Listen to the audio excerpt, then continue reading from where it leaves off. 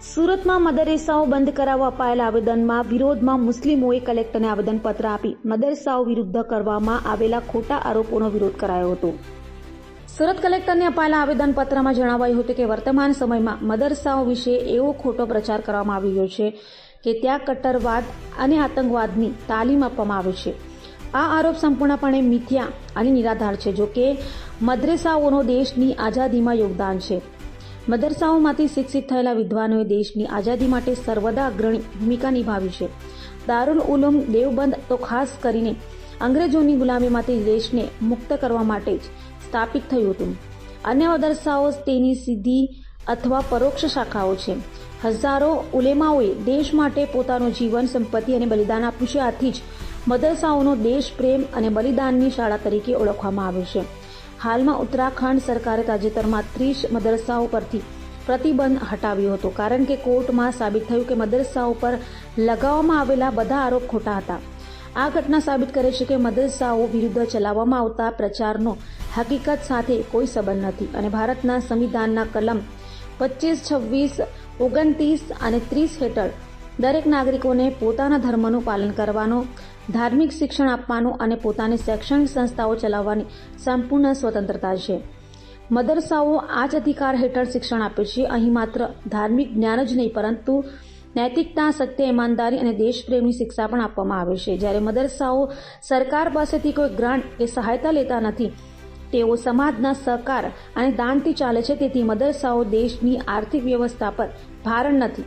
અમે દરેક દેશવાસીઓને આમંત્રણ આપીએ છીએ કે તેઓ આવીને મદરસાઓનું નિરીક્ષણ કરે। અમારી સવારની પાળી સવારે 7 થી 11 વાગ્યા સુધી અને બપોરની પાળી બપોરે 2:30 થી 4:30 વાગ્યા સુધી છે। તો ઘણા શાળાઓમાં શિક્ષકો પણ હુમલા થયા છે, વિદ્યાર્થીઓ વચ્ચે હિંસા જોવા મળી છે, પરંતુ મદરસાઓમાં આવી કોઈ ઘટના બની નથી। મદરસાઓનો મુખ્ય હેતુ બાળકોને ધાર્મિક શિક્ષણ આપવાનો, સારા સંસ્કાર આપવાનો, નૈતિક મૂલ્યો વિકસાવવાનો અને સમાજમાં શાંતિ તથા ભાઈચારો સ્થાપિત કરવાનો છે। અહીં વિદ્યાર્થીઓને સમાજ પ્રેમ, દેશભક્તિ, માનવ સેવા શિક્ષણ દ્વારા સારા નાગરિક તરીકે ઘડવામાં આવે છે। વધુમાં દેશની CID, ઇન્ટેલિજન્સ અને અન્ય ગુપ્તચર એજન્સીઓ મદરસાઓની સતત દેખરેખ રાખે છે। આજ સુધી કોઈ પણ મદરસામાંથી હત્યાર કે ગેરકાયદેસર પ્રવૃત્તિ પકડાઈ નથી। મદરસાઓના દરવાજા હંમેશા ખુલ્લા રહે છે અને CCTV કેમેરા લગાવવામાં આવ્યા છે। કોઈ પણ અધિકારી કે નાગરિક આવીને જાતે નિરીક્ષણ કરી શકે છે, જેથી કલેક્ટરને વિનંતી કરાઈ હતી કે મદરસાઓ વિરુદ્ધ કરવામાં આવતા ખોટા પ્રચારને રોકવામાં આવે, મદરસાઓના સાચા હકીકતોને યોગદાને સમાજ સુધી પહોંચાડવામાં આવે। મારું નામ છે ઇમરાન ઇસ્માઇલ મેમન, સેક્રેટરી જમિયતુલ હિન્દ સુરત। થોડા દિવસ પહેલા આપણા નોન મુસ્લિમ ભાઈઓએ આવેદનપત્ર આપેલું કે મદ્રસામાં ધાર્મિક શિક્ષણ બંધ કરી દેવામાં આવે એ દેશ માટે સારું નથી।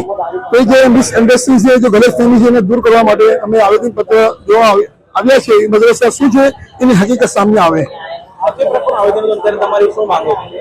અમારી માંગ એ છે મદ્રસાને થવું જોઈએ પ્રોત્સાહિત કરો, તમે સરકારી ગ્રાન્ટ આપો। અમે તો ગુજરાતના મદ્રસા સરકારી ગ્રાન્ટ બી લેતા નથી એટલે પોતાને ખર્ચે ચલાવીએ છીએ। મદ્રસાને ખાલી હેરાન કરવામાં ના આવે, મદ્રસાને પ્રોત્સાહન આપવામાં આવે, એની તાલીમની પ્રશંસા કરવામાં આવે કે મદ્રસામાં આવું કોઈ થતું નથી, આતંકવાદ કંઈ ફેલાતું નથી। એની ટાઈમ મદ્રસાના દરવાજા ખુલાય છે। જ્યારે તમારે આવો અમારા લેસનમાં, સબકમાં, પાઠમાં બેસો, સાંભળો ને 30 કેમેરા લાગેલા છે, બોડી બધું છે, બધા મદ્રસા રજીસ્ટર છે, બધા સરકારની નિગાહમાં છે, ગુપ્તચર એજન્સી છે, ઇન્ટેલિજન્સ છે। પછી તમારે શું જરૂર છે ગલતફહેમી ઉભા કરવાની, શબ્દ નિગાહથી જોવાની। મોહમ્મદ આરિફ અંસારી નામ છે મારું। હું એડવોકેટ છું, ગુજરાત હાઈકોર્ટ અને સુરત ડિસ્ટ્રિક્ટ સેશન્સ કોર્ટમાં પ્રેક્ટિસ કરું છું। ઇંગ્લેન્ડથી લો કરીને આવ્યો છું, જ્યાંથી ગાંધીજી અને સરદાર વલ્લભભાઈ પટેલ, નહેરુજી બેરિસ્ટર થઈને આવ્યા હતા, ત્યાંથી હું લો ભણીને આવેલો છું। કેટલી કુરબાની જોઈએ, જેટલી કુરબાની દેશને જોઈએ તેટલી કુરબાની મુસલમાન આપવા માટે તૈયાર છે અને કુરબાનીઓ આપીને આ દેશને આઝાદ કરાવ્યો છે। હજારો લાખો મુસલમાનોએ પોતાની જિંદગી પોતાની દાવ પર લગાવી દીધી અને આ દેશને આઝાદ કરાવ્યો છે। And we are today fighting for our country, we are going to sacrifice our life. અમે અમારી લાઈફની કુરબાની દેવા માટે તૈયાર છે। હજુ પણ ધર્મ વિરુદ્ધ મદરસાઓમાં શીખવાડવામાં આવે છે, શું કહેશો આ બાબતે? You are most welcome to my મદરસા, એની મદરસા, you name it, it's your time, તમારો ટાઈમ। તમે મારા મિત્ર છો, તમે મારા ભાઈ છો, કોઈ પણ તંઝીમ દેશની અમારા મદરસામાં આવવા માંગે છે। અમારા ઇમામ સાહેબ, અમારા મોહતમીમ સાહેબ અહીંયા ઉભા છે। જે મદરસામાં તમે જ્યારે ઈચ્છો છો આવવા માટે, યુ આર મોસ્ટ વેલકમ. તમને અમે નાસ્તો કરાવીશું, તમે બતાવીશું અમે ત્યાં શું તાલીમ આપી રહ્યા છે. અત્યારે શું રજૂઆત કરવા માટે શા માટે આવું? આ જ બતાવવું છે અમારે કે અમે લોકો જે દેશ માટે કુરબાની આપી છે, અમારા ઉલમાએ, અમારા બુઝુર્ગોએ, અમારા વડીલોએ, અમારા જવાનોએ, અમારી મા બહેનોએ ગાંધીજી સાથે અને સરદાર વલ્લભભાઈ પટેલ નેહરુજી સાથે મળીને ખભાથી ખભા. મૌલાના અબુલ કલામ આઝાદ કોણ હતા? ભારતના પ્રથમ શિક્ષા મંત્રી કોણ હતા? He was a alumni of madrasa. એ મદરસાથી બનેલા હતા, પ્રથમ શિક્ષા મંત્રી હતા. અને પછી આજે આપણે કહીએ છીએ કે બોલે મદરસાઓ બંધ કરો, તો કેમ બંધ કરીએ? આ અમારો અધિકાર છે આર્ટિકલ 25, 26 અને 29 ની અંદર, અને we are using our fundamental rights only.